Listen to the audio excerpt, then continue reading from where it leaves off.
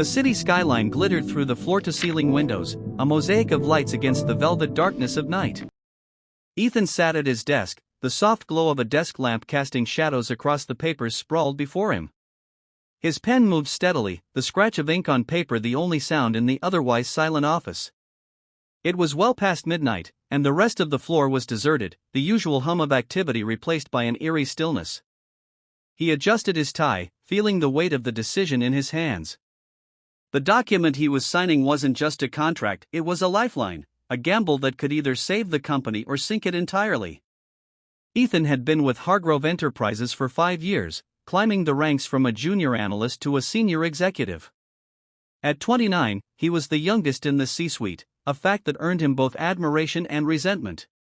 He'd worked tirelessly, sacrificing weekends and sleep to prove his worth. But tonight, the stakes were higher than ever.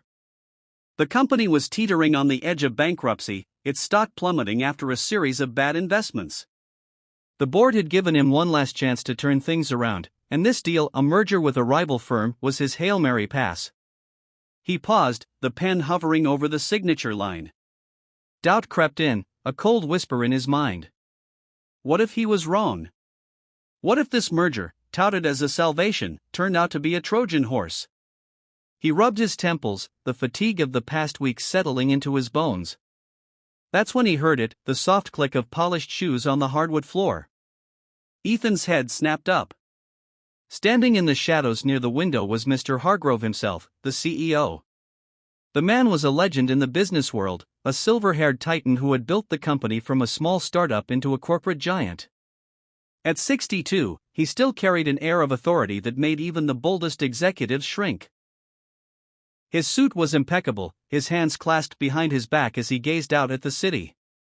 The word CEO glowed faintly on a holographic tag above his head, a reminder of his unassailable position. Burning the midnight oil, Ethan? Mr. Hargrove's voice was smooth, but there was an edge to it, like a blade wrapped in silk. Ethan straightened, his heart pounding. Yes, sir. I'm finalizing the merger documents.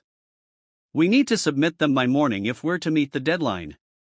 Mr. Hargrove turned slowly, his piercing blue eyes locking onto Ethan. The younger man felt exposed, as if the CEO could see every insecurity, every sleepless night etched into his face. You're staking a lot on this, aren't you? He said, stepping closer.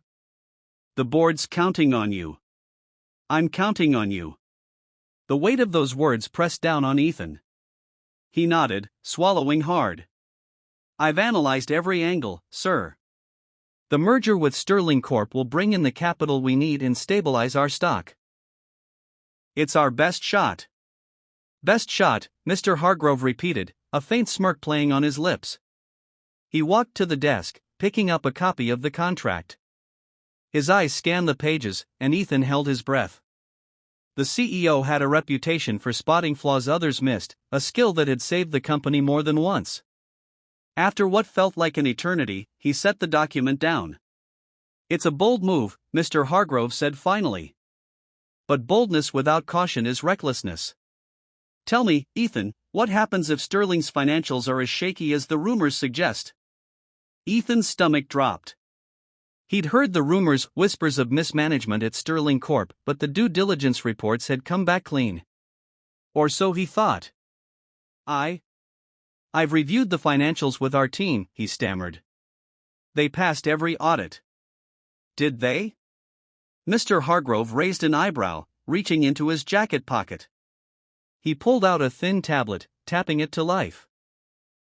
The screen glowed, displaying a series of spreadsheets and emails. These were leaked to me an hour ago. It seems Sterling's CFO has been cooking the books. Their debt is double what they reported. Ethan felt the room spin. He reached for the tablet, his eyes darting over the data. The numbers didn't lie. Sterling was a house of cards, one strong wind away from collapsing. If he signed the merger, Hargrove Enterprises would be dragged down with it. How did this happen? He whispered, more to himself than to the CEO. Mr. Hargrove's expression softened, though only slightly. You're young, Ethan. Ambitious. But ambition can blind you if you don't question everything. I've seen men twice your age fall for less.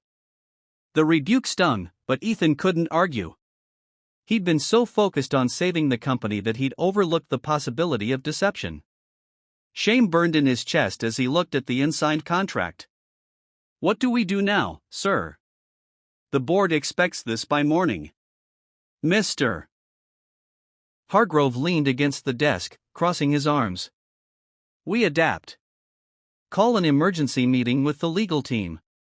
We'll draft a contingency plan, either renegotiate the terms or walk away. But first, you need to admit you missed this." "Own it." Ethan nodded, the lump in his throat making it hard to speak. He picked up his phone, his fingers trembling as he dialed the head of legal. As the call connected, he glanced at Mr. Hargrove, who watched him with an unreadable expression. The CEO's presence was a constant reminder of the high stakes, but also of the mentorship he offered, albeit in his own stern way. Hours passed in a blur. The legal team arrived, bleary-eyed but determined.